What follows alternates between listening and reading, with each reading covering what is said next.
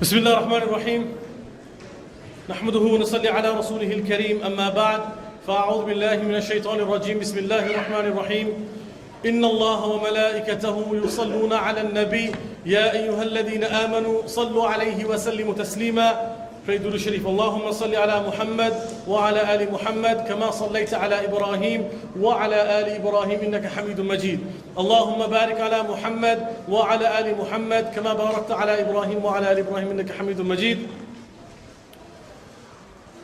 My dear respected brothers, sisters and elders, Assalamu alaikum wa rahmatullahi wa barakatuh. Here today for the purpose of education. We're here because we want to learn about Dajjal and his signs. And to be honest with you, I'm not going to talk about Dajjal and his signs. I want to address a topic far more closer to home and to my heart at this present moment. You know, for every ummah there is a fard, there is an obligation.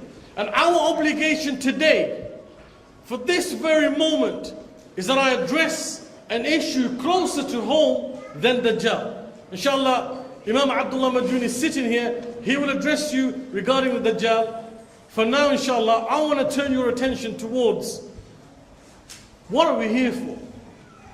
We're here because we're supposed to be taking a lesson from what the ulama are saying. And what are the ulama saying? They are telling you exactly what Allah Azza wa Jalla said in the Quran and what the Prophet Sallallahu Alaihi Wasallam has mentioned in his hadith.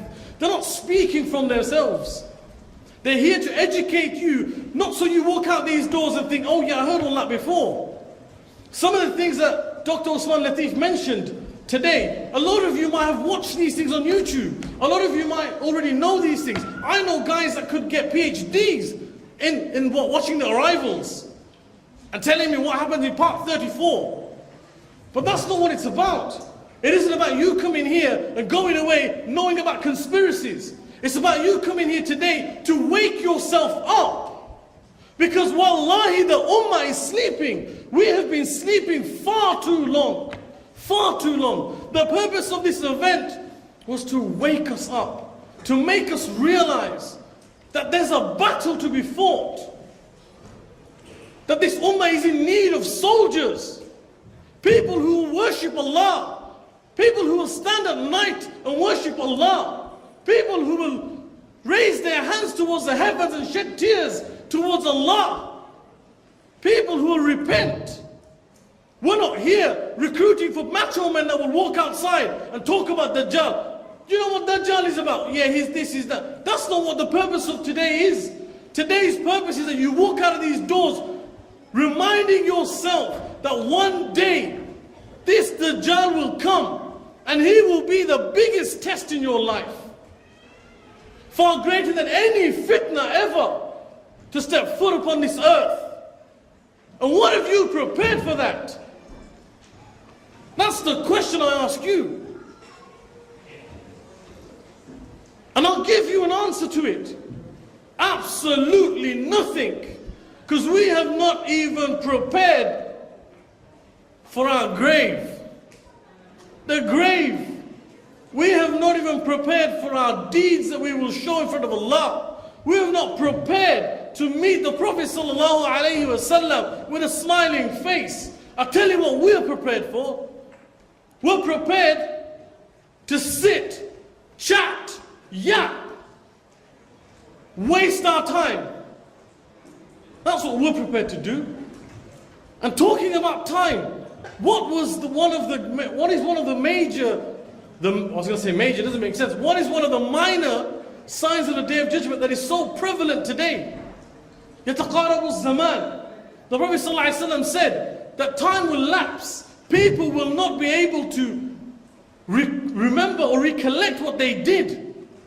Ask yourself today, how old are you? Tell me what you did 10 years ago.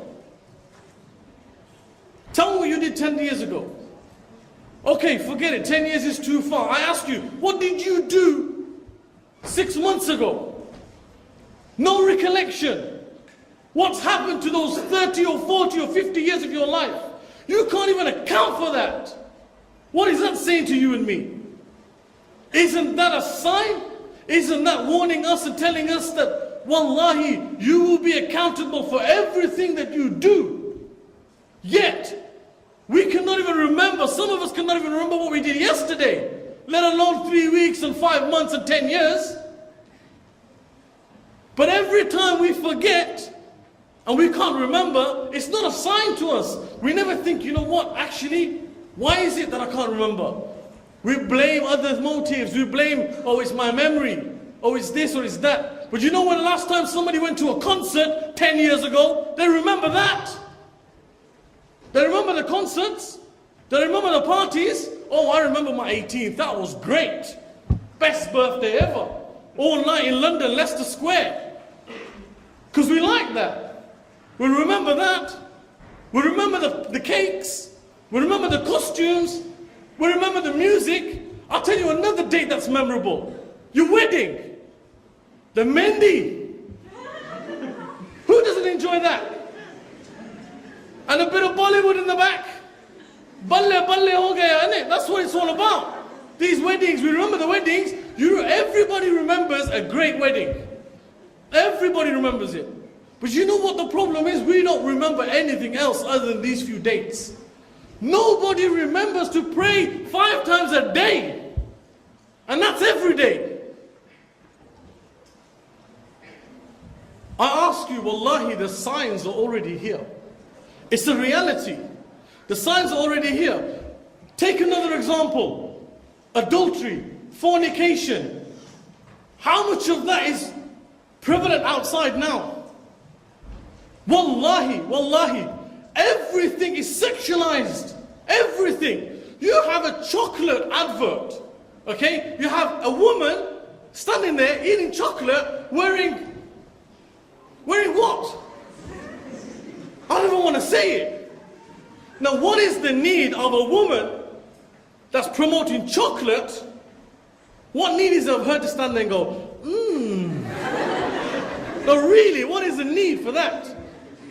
Okay, that's my first example. Take another one. You got children, you got lovely little girls, and they love princesses.